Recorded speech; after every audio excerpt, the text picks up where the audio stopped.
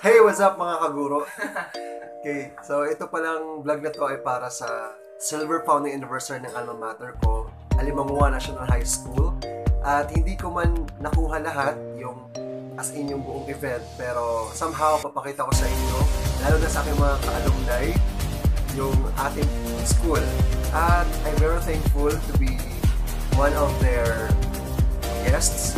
So parang napaka-flattered how they welcome me.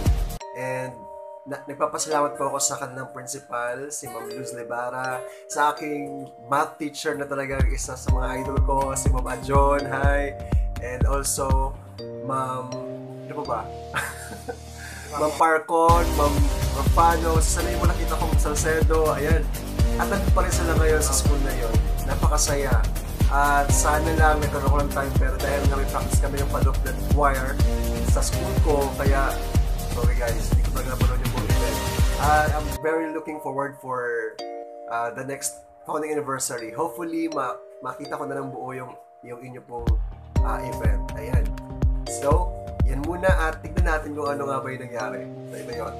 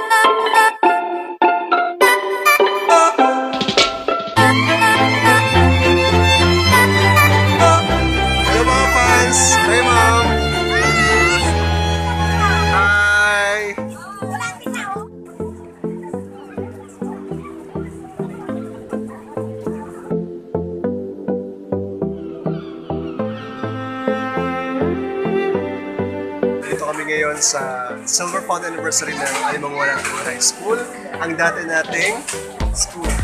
Yes. Kumusta? Hi, kumusta ma'am? Okay na siya. Ang ganda na, di ba? So, Laking pinagbago. ano nangyayari at bakit dalawa lang tayo? Ma'am Moore So, kaway-kaway Sir Richard, mga alumnus na. Yan. Ma'am Nena Lama, maaari po ba kayo?